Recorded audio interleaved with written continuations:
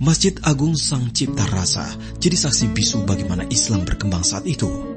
Nama masjid ini diambil dari kata sang yang bermakna keagungan, cipta berarti dibangun, serta rasa yang artinya digunakan. Sementara Masjid Agung Sang Cipta Rasa berada tak jauh dari Keraton Kasepuhan di alun-alun Cirebon. Masjid ini merupakan satu di antara masjid tertua di Jawa yang dibangun pada 1489 Masehi oleh para wali Songo. Terdiri dari satu ruang utama, 3 serambi, dan satu ruang belakang.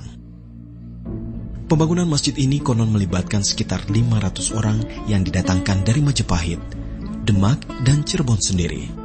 Dalam pembangunannya, Sunan Gunung Jati menunjuk Sunan Kalijaga sebagai arsiteknya.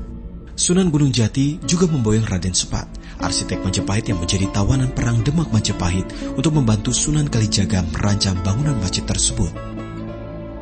Ini juga merupakan peninggalan Majapahit yang masih kita bisa lihat. Kita kenal Majapahit itu keraton yang terkenal di Nusantara, tetapi sudah tidak ada bangunannya. Nah, diantaranya adalah ada di Cirebon di sini, yaitu Masjid Agung Sang Cipta Rasa ini dengan arsitektur bata merah.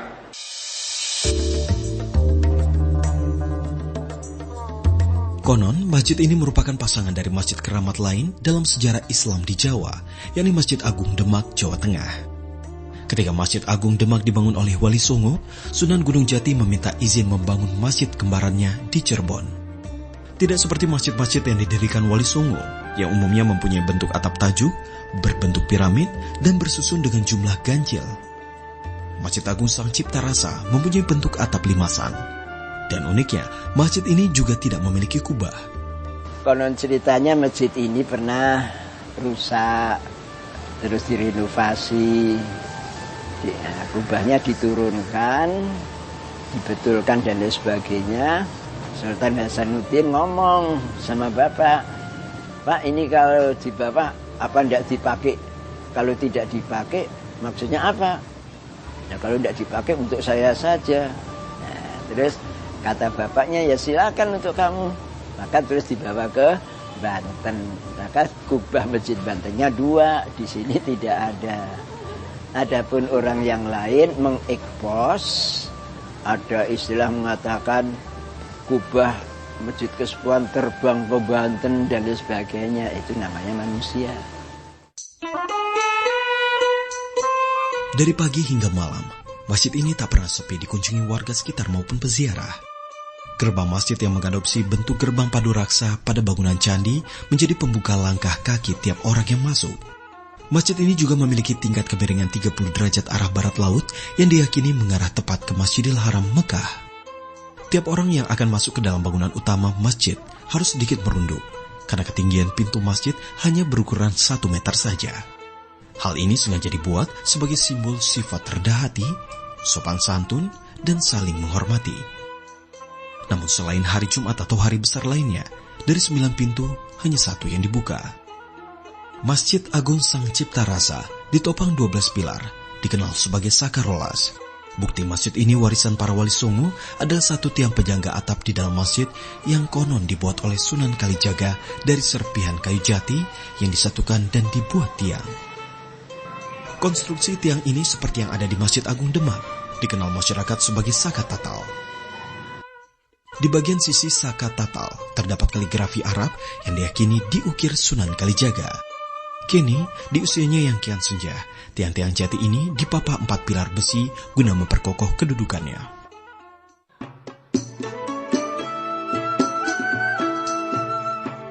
Layaknya sebuah masjid kerajaan, Masjid Agung Sang Cipta Rasa menyediakan tempat sholat khusus bagi keluarga kerajaan, biasa disebut maksurah.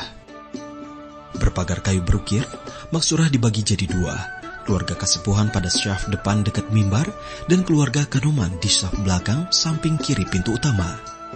Selain itu, pada mihrab tak ditemui sama sekali ukiran Arab kalimat syahadat atau kalam ilahi. Mihrab berukuran 1 orang dewasa ini hanya berukuran bunga teratai. Susunan batu pualam putih berpusat pada bentuk mirip bunga matahari di puncak mihrab. Merupakan satu bukti bahwa mihrab dibuat oleh Raden Sepat dari Majapahit yang ditunjuk oleh Sunan Gunung Jati saat itu. Mihrab ini masih digunakan imam dalam ibadah sholat Jumat, tarawih, atau sholat Id. Kondisi mihrab masih asli tanpa ada perubahan.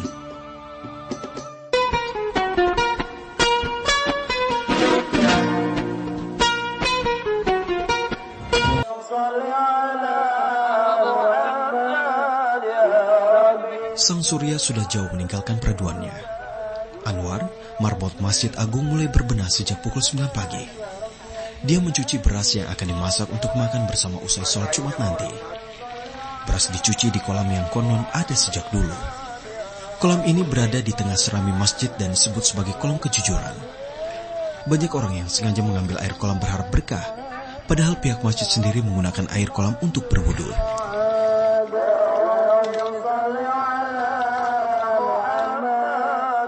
Selanjutnya, Anwar menyiapkan lampu untuk mimbar ceramah Jumat dengan sumbu di atas minyak kelapa. Lampu diletakkan persis di sisi kanan mimbar khotib Jumat.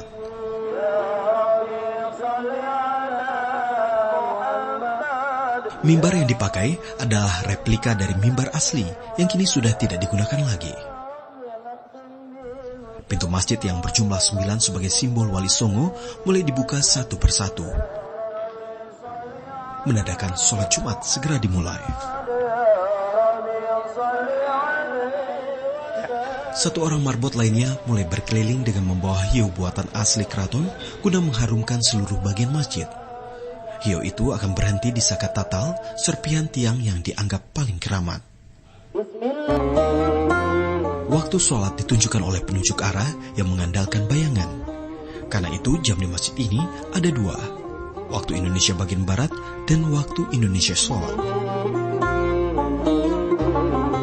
Pukul 11 siang, orang mulai berdatangan ke masjid. Tak terlalu lama, masjid terisi penuh. Di Masjid Sang Cipta Rasa memiliki kebiasaan, setiap sholat Jumat yang jatuh pada hari Pasaran Kliwon, banyak kaum wanita yang ikut melaksanakan sholat Jumat. Mereka tidak hanya datang dari Cirebon, tetapi juga dari wilayah lainnya.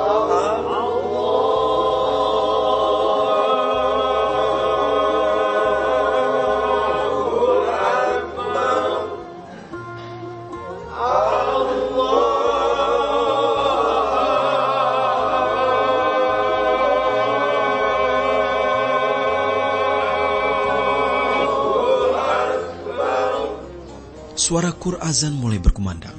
7 orang muazin secara bersamaan melafazkan azan lewat pengeras suara Masjid Agung Sang Cipta Rasa.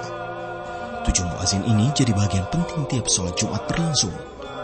Dinamakan azan pitu merupakan tradisi turun-temurun warisan Sunan Gunung Jati sejak abad 15 Masehi lalu. Dulunya, azan pitu dilantunkan setiap waktu sholat, namun kini hanya dilakukan saat sholat Jumat saja, yaitu di azan pertama. 7 orang yang melantunkan azan ini merupakan pengurus masjid yang dipilih penghulu masjid. Meski tak ada persyaratan khusus, namun sebagian besar muazin merupakan keturunan dari muazin azan pitu sebelumnya. Awalnya itu dari kakek dulu muazin sampai turun ke ayah saya juga muazin, terus turun ke saya.